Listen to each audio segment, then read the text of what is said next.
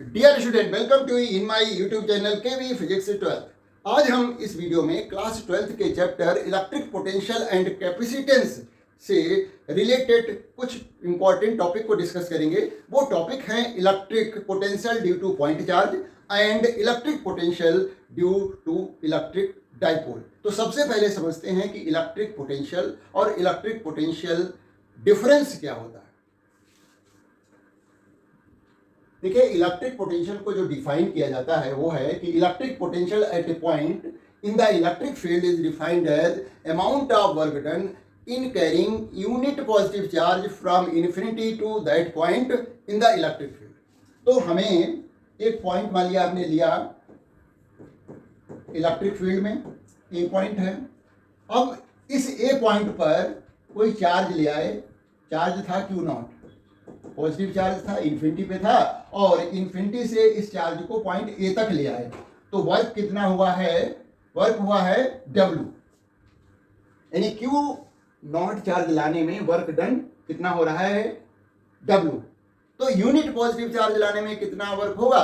Q not से divide कर देंगे, तो यूनिट चार्ज को लाने में किया गया वर्क पता लग जाएगा।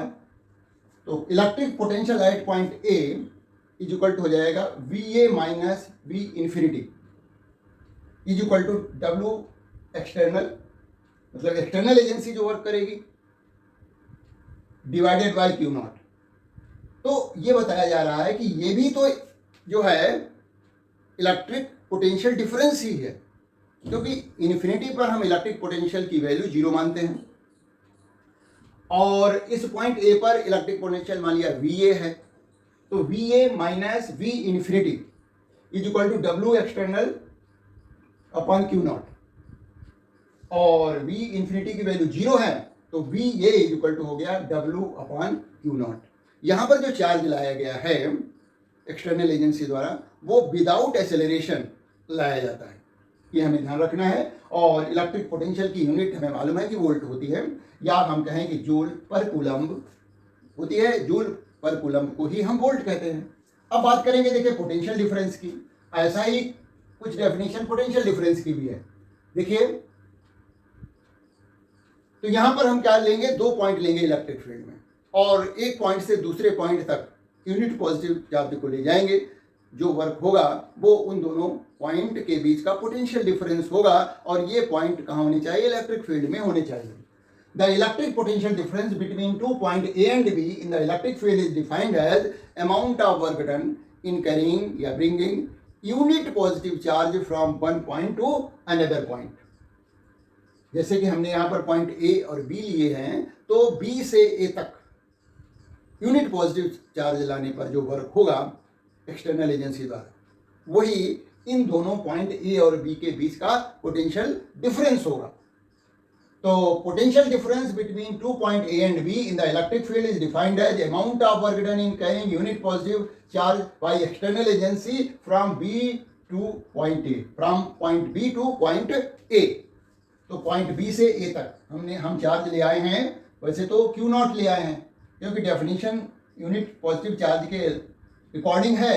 तो Q नॉट चार्ज लाने में W वर्क होता है, तो यूनिट चार्ज लाने में कितना वर्क होगा? क्यू नॉट से डिवाइड किया गया। यहाँ पर B से A तक जो है चार्ज को शिफ्ट किया गया है, तो BA minus BV is equal to W upon q not. Formula देखिए वही बन रहा है, लेकिन यहाँ पर जो पॉइंट्स हैं वो इलेक्ट्रिक फील्ड में हैं, और एक पॉइंट से दूसरे पॉइंट तक चार्ज को ले जाया जा रहा है, और चार्ज यूनिट पॉजिटिव होना चाहिए, और विदाउट एक्सेलरेशन चार्ज को शिफ्ट करना है एक पॉइंट से दूसरे पॉइंट के बीच में। सम फैक्ट्स, इलेक्ट्रिक पोटेंशियल और potential difference is a scalar quantity. देखिए, ये स्केलर क्वांटिटी है, तो इसके लिए हमें डायरेक्शन की जरूरत नहीं पड़ेगी। दूसरी बात क्या है कि electrostatic force is a conservative force, जैसा कि ग्रेविटेशनल फोर्स होता है, force similar to gravitational force, therefore work done depend upon initial position and final position of the charge, it does not depend upon the path followed। तो जो भी conservative force होते हैं उनके अगेंस्ट या उनके द्वारा किया गया वर्क जो है वो पाथ इंडिपेंडेंट होता है, केवल इनिशियल और फाइनल पोजीशन पे डिपेंड करता है। थर्ड पॉइंट है work done in carrying charge under the electrostatic force in a closed path is zero. किसी क्लोज्ड पाथ में चार्ज को ले जाया जाए, मतलब जहां से चले थे वहीं पर वापस लौट करके आए अंडर द कंजर्वेटिव फोर्स जो कि हमारा इलेक्ट्रोस्टैटिक फोर्स है, तो उस क्लोज्ड लूप के लिए वर्क डन जो होता है वो जीरो होता है। जैसे कि यहाँ पर दिखाया गया है कि कोई चार्ज प्लस क्यू है, इसको हम पॉइंट ए से सी तक ले जाएं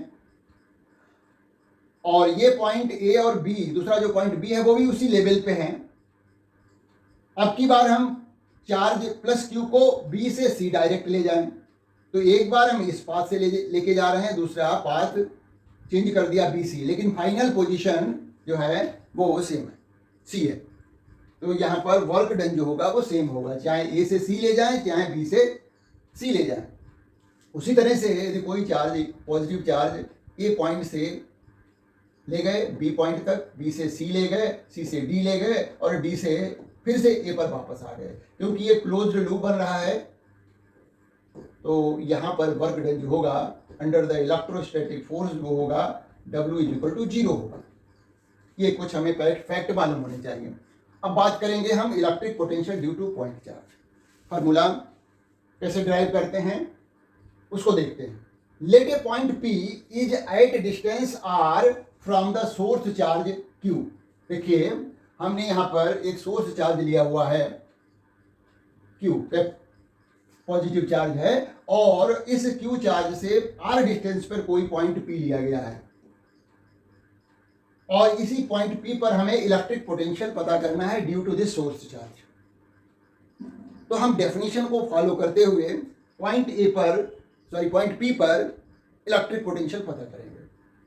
suppose a test charge Q not is placed at point B। देखिए पॉइंट B पर एक टेस्ट चार्ज Q नॉट रखा हुआ है, सोर्स चार्ज से डिस्टेंस उसकी x है, at a distance x from the source charge Q the force experience by positive test charge. तो इस पॉजिटिव टेस्ट चार्ज पर कितना फोर्स लग रहा होगा, F is equal to 1/4 pi epsilon naught Q1 Q2 यानी Q naught upon x square. ये Coulomb's law से हमें पता लग रहा है, और ये किस डायरेक्शन में लगेगा, O से B की तरफ, इस डायरेक्शन पे फोर्स ये लग रहा होगा। यहाँ पर हमने एक दूसरा पॉइंट A लिया हुआ है और ये डिस्टेंस जो है वो dx है, A से B की बीच की डिस्टेंस जो है क्या है, dx है। अब हम इस Q नॉट चार्ज को इस स्मॉल डिस्टेंस में शिफ्ट करेंगे B से A तक, वर्क निकालेंगे, स्मॉल वर्क डन, और फिर हम जो एक्सप्रेशन मिलेगा उसको इंटीग्रेट करके और लिमिट लेंगे इन्फिनिटी से, यानी चार्ज को, इस चार्ज Q नॉट को इन्फिनिटी से पॉइंट P तक लाया जाए तो कितना वर्क डन होगा, यानी लिमिट हमारी होगी infinity to R। Work done निकालेंगे। डेफिनेशन इलेक्ट्रिक पोटेंशियल का यूज करते हुए हम इलेक्ट्रिक पोटेंशियल का एक्सप्रेशन निकाल लेंगे। तो B से A तक चार्ज को शिफ्ट करने में कितना वर्क होगा वो निकालते हैं। The small work done in moving a positive test charge Q naught through a distance dx from point B to A, dW is equal to minus f dx, और इस तरह से f dx वैल्यू आ रही है इसकी, ये तो f dot dx है। यहाँ पर देखिए जो फोर्स अप्लाई किया जाएगा एक्सटर्नल एजेंसी द्वारा वो जो है टुवर्ड्स लेफ्ट लगाया जाएगा, इसलिए इसका साइन निगेटिव ले रहे हैं। Since force is applied towards left by external agency so it is taken negative. और देखिए डिस्प्लेसमेंट जिस डायरेक्शन में हो रहा है, एक्सटर्नल एजेंसी उसी डायरेक्शन में फोर्स लगाएगी चार्ज को B से A शिफ्ट करने में, यानी फोर्स लेफ्ट को लगेगा, डिस्प्लेसमेंट भी लेफ्ट को ही होगा, तो एंगल क्या होगा फोर्स और डिस्प्लेसमेंट पे 0 डिग्री होगा। तो इस तरह से cos 0 जो यहाँ पर आएगा, f dx cos 0 1 होता है, तो वर्क डन हो गया minus f dx। Total work done in moving a positive test charge Q naught from infinity to point P, तो W is equal to infinity to R minus f dx। f की value रख दी हमने यहाँ पर minus 1/4 pi epsilon naught Q naught upon x square dx। यहाँ पर जो कांस्टेंट टर्म थे उनको बाहर निकाल लिया गया है, minus Q naught upon 4 pi epsilon naught, और यहाँ पर इंटीग्रेशन किया जा रहा है x to the power -2 dx। यदि x स्क्वायर है, इसको ऊपर ले गए तो ये x टू द पावर -2 हो गया dx। यहाँ पर जो फार्मूला हमारा लगेगा वो इंटीग्रेशन के लिए x to the power n dx वाला लगेगा। तो ये होता है x to the power n plus 1 upon n plus 1, और फिर जो भी लिमिट हमारी यहाँ पर है उसका यूज करते हुए इसको सॉल्व करेंगे। तो यहाँ पर ये जो है इंटीग्रेशन का फार्मूला लग रहा है। तो देखते हैं क्या रिजल्ट आता है। तो W is equal to minus Q naught upon 4 pi epsilon naught, और ये -1 अपान x आया। क्यों? क्योंकि देखिए यहाँ पर हमारा इंटीग्रेशन था x to the power -2 dx था, तो x to the power -2 plus 1 upon -2 plus 1, तो इस तरह से हमारा आया माइनस का। सॉल्व करेंगे देखिए 1 अपान x आएगा, क्योंकि यहाँ पर जो पावर आएगी x की वो x टू द पावर -1 आएगी। तो x टू द पावर -1 को हम 1 अपान x रखेंगे और डिनोमिनेटर में माइनस साइन आएगा तो ये आएगा, और इसीलिए इसकी लिमिट जो है हमने यहाँ पर भी नोट कर रखी है, वही जो पहले से ले रखी थी। अब हमने जो अपर लिमिट r है x से x को रिप्लेस किया r से, तो 1 अपान r माइनस 1 अपान इन्फिनिटी, ये वाला माइनस और ये माइनस प्लस हो गया। तो इस तरह से हमारा जो वर्क डन आया उस चार्ज क्यू नॉट को इन्फिनिटी से पॉइंट पी तक लाने में वो इतना आया, Q naught upon 4 pi epsilon naught r। तो from the definition of the electric potential V is equal to होता है W बाई क्यू नॉट। तो यहाँ पर इस वर्क डन को क्यू नॉट से डिवाइड कर देंगे तो ये क्यू नॉट कट जाएगा, और हमारा electric potential V is equal to Q upon 4 pi epsilon naught r आ जाएगा। Note the numerical. In the numerical when you calculate the electric potential the value of charges should be taken with sign। देखिए यहाँ ये जो electric potential है पहले भी बताया जा चुका है, एक स्केलर क्वांटिटी है। तो जब हमें इलेक्ट्रिक पोटेंशियल निकालना होगा तो चार्जेज को विद साइन लेंगे। इलेक्ट्रिक फील्ड में ऐसा नहीं करते, इलेक्ट्रिक पोटेंशियल निकालते समय हम चार्ज के साइन भी कंसीडर करेंगे। वहाँ तो डायरेक्शन देखी जाती है इलेक्ट्रिक फील्ड निकालने में। तो ये हमारा एक्सप्रेशन आ गया electric potential due to point charge का। अब देखिए इसका ग्राफिकल वेरिएशन देख लेते हैं, डिस्टेंस के साथ v किस तरह से वेरी कर रहा है। तो graphical variation of electric potential v due to point charge with distance. तो v और r के बीच यहाँ पर ग्राफ ड्रॉ किया गया है, क्योंकि हमें मालूम है कि v proportional to 1 upon r होता है। तो इस तरह से कर्व आएगा। ये पॉजिटिव चार्ज के लिए है तो पॉजिटिव पोटेंशियल हो गया, नेगेटिव चार्ज के लिए नेगेटिव पोटेंशियल हो जाएगा, तो वो ये फोर्थ क्वाड्रेंट में आ जाएगा। अच्छा, यदि हम ग्राफ v और 1 अपान r में ड्रॉ करें तो स्ट्रेट लाइन ग्राफ आएगा। तो ये पॉजिटिव चार्ज के लिए हो जाएगा और ये इधर नेगेटिव चार्ज के लिए हो जाएगा। स्ट्रेट लाइन ग्राफ ड्रॉ किया गया है v और 1 अपान r में। यहाँ पर ग्राफ ड्रॉ किया गया है v और r में। अच्छा, यदि बहुत सारे चार्जेस प्रेजेंट हों तो हम क्या करेंगे, नेट पोटेंशियल पता करने के लिए उन सभी चार्जेस का पोटेंशियल उस गिवन पॉइंट पे पता करेंगे और उनका एल्जेब्रिक सम निकाल देंगे, तो उस गिवन पॉइंट पे नेट पोटेंशियल पता लग जाएगा। और साइन का भी ध्यान रखेंगे। तो electric potential due to group of charges, electric potential at any point due to number of charges present v is equal to होता है algebraic sum of the potential due to different charges.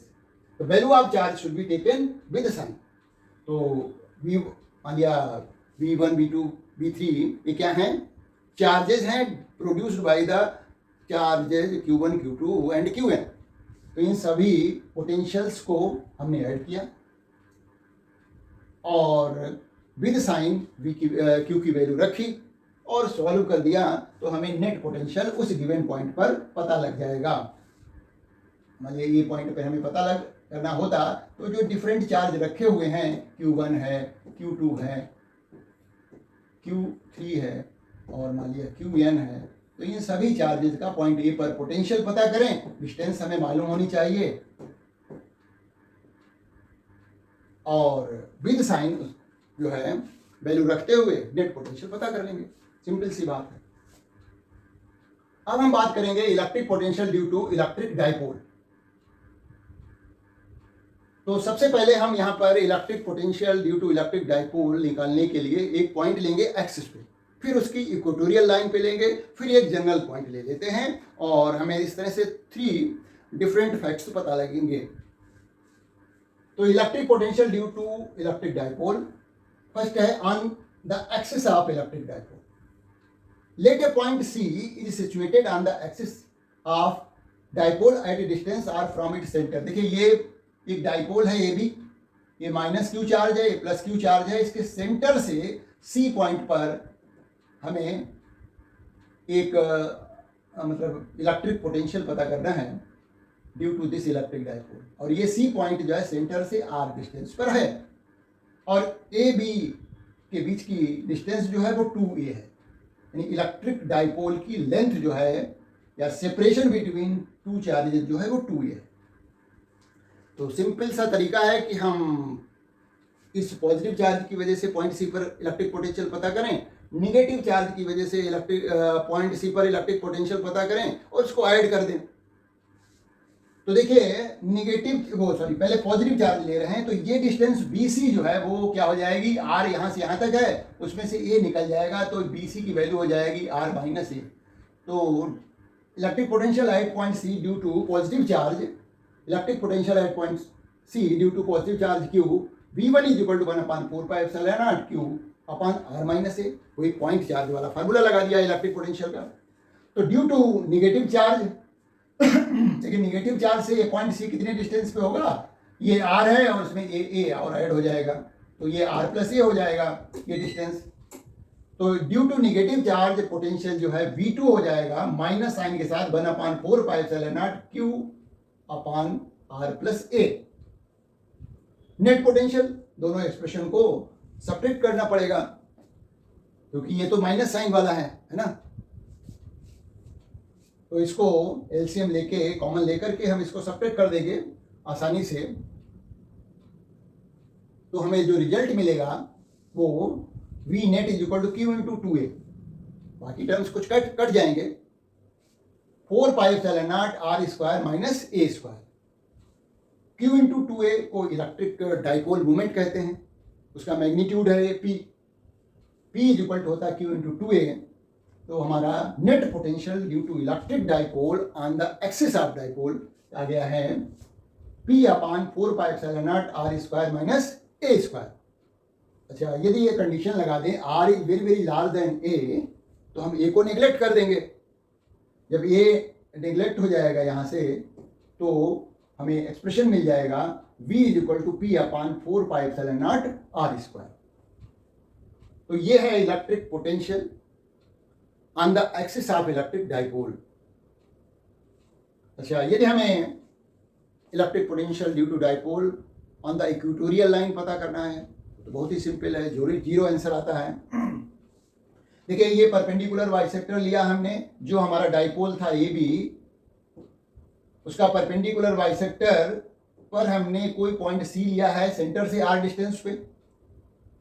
तो positive charge की वजह से यहाँ पर potential पता करें, निगेटिव चार्ज की वजह से पोटेंशियल पता करेंगे सी पॉइंट पर और उसको ऐड कर देंगे। और negative charge negative potential produce करेगा, है ना, positive charge positive potential produce करेगा। तो ये डिस्टेंस हमें मालूम होनी चाहिए, तो क्योंकि ये R है, ये हो गया, तो ये हो गया √R square plus a square, यहाँ से C तक की डिस्टेंस यानी BC। उसी तरह से AC भी उतनी ही है ना, R square plus a square. तो electric potential due to positive charge की जो वैल्यू है वही वैल्यू जो है electric potential due to negative charge है। तो 1/4πε0 Q upon √R square minus नहीं होगा, प्लस होगा, ये प्लस है, R square plus a square, दोनों वैल्यू सेम है, तो ये जो है पूरा कट जा रहा है। तो net potential on the equatorial line of electric dipole जो होता है वो 0 होता है। इसका अपना इंपॉर्टेंस है। और देखिए यहाँ पर जब हमने इलेक्ट्रिक फील्ड निकाली थी वो पॉइंट C पर कैसे आई थी, इस डायरेक्शन में आई थी, पैरेलल टू जो है dipole movement of electric dipole. ये देखिए एंटी पैरेलल थी, ये डायरेक्शन होती है P की, और उसके एंटी पैरेलल ये इलेक्ट्रिक फील्ड की डायरेक्शन आई थी। तो इस पॉइंट C पर इलेक्ट्रिक पोटेंशियल तो 0 है, लेकिन इलेक्ट्रिक फील्ड 0 नहीं है। ये फैक्ट भी हमें याद रखना चाहिए, है ना। तो electric field is not zero at point C, but electric potential is zero. और ये पॉइंट सी कहाँ पर लाई कर रहा है? इक्वेटोरियल लाइन पर लाई कर रहा है इलेक्ट्रिक डाइपोल के। ठीक है, नेक्स्ट हम एक जनरल पॉइंट लेते हैं, वहां पर इलेक्ट्रिक पोटेंशियल पता करते हैं ड्यू टू इलेक्ट्रिक डाइपोल। हालांकि ये एनसीईआरटी बुक में भी दिया गया है, सिलेबस में मेंशन नहीं है पर्टिकुलरली इस तरह की प्रॉब्लम, लेकिन बहुत ही सिंपल है और एनसीईआरटी बुक में भी दिया गया है, तो इसको करने में कोई प्रॉब्लम नहीं होनी चाहिए। अब की बार हमने पॉइंट लिया है सी, कहां पर? एक जनरल पॉइंट लिया हुआ है इस इलेक्ट्रिक डाइपोल ए बी से आर डिस्टेंस पर। ये डिस्टेंस ओ से सी तक की डिस्टेंस आर है, और ये ओ सी लाइन जो है वो इस डाइपोल मोमेंट, इलेक्ट्रिक के डाइपोल मोमेंट पी के साथ थीटा एंगल बना रही है। ये ओसी लाइन जो है इलेक्ट्रिक डाइपोल के डाइपोल मोमेंट पी से थीटा एंगल बना रही है। देखिए पहले डिस्क्रिप्शन समझ लीजिए। Let a point C is situated at distance R from the centre of dipole and the line joining center to point makes angle theta with dipole moment P as shown in figure. Now the dipole moment P is resolved into two rectangular component. हमने P को resolve किया है two rectangular component में, क्योंकि vector quantity है। एक तो हमने अलोंग OC जब रिजॉल्व करेंगे तो हमें मिलेगा P cos theta along OC, the component P cos theta हो गया। एंड परपेंडिकुलर टू ओसी, ओसी के परपेंडिकुलर जब रिजॉल्व करेंगे तो ये जो हमें कंपोनेंट मिलेगा वो मिलेगा पी साइन थीटा। इस तरह से हमारा जो डाइपोल था A B, now it is behaving like a two dipole, या कहें it is splitted up into two dipole. और एक डाइपोल जो कि इस ओसी के अलोंग रखा है उसका डाइपोल मोमेंट है पी कॉस थीटा, और एक डाइपोल ओसी के परपेंडिकुलर जो रखा गया है उसका dipole moment P sine theta है। देखिए जो डाइपोल, क्योंकि हमने पी जो डाइपोल मोमेंट था उसको टू रेक्टेंगुलर कंपोनेंट में रिजॉल्व किया है, जो ओसी के अलोंग जो डाइपोल का कंपोनेंट है जिसका जो है वैल्यू जो आ रही है पी की, वो पी कॉस थीटा है। मतलब ये ऐसा डाइपोल है, ओसी के अलोंग रखा गया डाइपोल ऐसा डाइपोल है जिसका dipole moment P cos theta है, और जो ओसी के परपेंडिकुलर डाइपोल लिया गया है उसका dipole moment P sine theta है। यानी जो हमारा ओरिजिनल डाइपोल जो है अब वो दो इलेक्ट्रिक डाइपोल में स्प्लिट हो गया है, एक का dipole moment P cos theta है, दूसरा पी साइन थीटा है। अब पॉइंट सी पर इन्हीं दो डाइपोल की वजह से इलेक्ट्रिक पोटेंशियल पता कर लेंगे। तो देखिए जो डाइपोल इस तरह से ओसी के अलोंग होगा ऐसे, जिसका डाइपोल मोमेंट हमने पी कॉस, इसका पी कॉस थीटा है, इस डाइपोल के लिए ये पॉइंट जो है वो एक्सिस पे लाई कर रहा है। इस डाइपोल के लिए जिसका dipole moment P cos theta है उसके लिए ये पॉइंट उसके एक्सिस पे लाई कर रहा है, और जब पॉइंट किसी डाइपोल के एक्सिस पे लाई करता है तो पोटेंशियल की वैल्यू क्या होती है हमें मालूम होना चाहिए। वो होती है 1/4 pi epsilon naught P upon R square, और P क्या है? डाइपोल मोमेंट है, और हमारा जो डाइपोल रखा हुआ है ओसी के अलोंग उसका dipole moment P cos theta है। तो यहां पर हम लिख देंगे P cos थीटा। ये इलेक्ट्रिक पोटेंशियल आ गया, ये इलेक्ट्रिक पोटेंशियल आया है due to dipole of dipole moment P cos theta जो कि ओसी के अलोंग है। अच्छा, अब हम क्या करेंगे जो दूसरा डाइपोल है, डाइपोल क्या है कि वो ओरिजिनल डाइपोल का एक पार्ट है, मतलब कंपोनेंट है, जिसका dipole moment P sine theta है। इस P sine theta dipole moment वाले डाइपोल के लिए ये पॉइंट जो है सी पॉइंट उसके इक्वेटोरियल लाइन पे लाई करता है, और इक्वेटोरियल लाइन पर पोटेंशियल जो होता है वो जीरो होता है ना। तो ये तो जीरो हो जाएगा। कौन सा? ऐसा डाइपोल जिसका dipole moment P sine theta है, उसके लिए ये पॉइंट सी कहां पर लाई कर रहा है? उसके इक्वेटोरियल लाइन पे लाई कर रहा है। तो इस डाइपोल की वजह से पॉइंट सी पर जो इलेक्ट्रिक पोटेंशियल आएगा वो जीरो आएगा। तो इस तरह से नेट पोटेंशियल हमें पता करना है तो इन दोनों का सम होगा, लेकिन बाई चांस जो इक्वेटोरियल लाइन पर इलेक्ट्रिक पोटेंशियल 0 होता है, तो इसलिए हमारा नेट पोटेंशियल भी जो है वो इतना ही आ जाएगा पॉइंट सी पर। तो देखिए आगे देख लेते हैं इसको, वही बात हमने समझा रखी है। The point C lie on the axis of dipole moment P cos theta, the electric potential at point C due to dipole moment P cos theta V axis is equal to हो जाएगा P cos theta upon 4 pi epsilon naught r square.